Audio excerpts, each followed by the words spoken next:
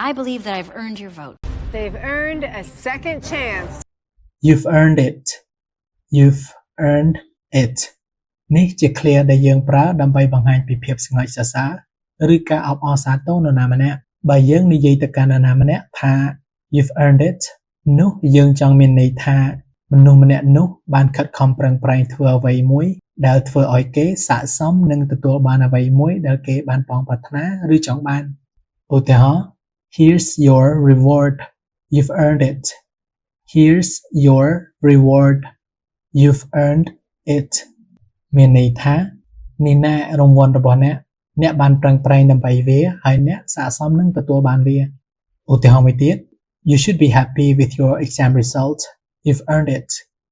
You should be happy with your exam result.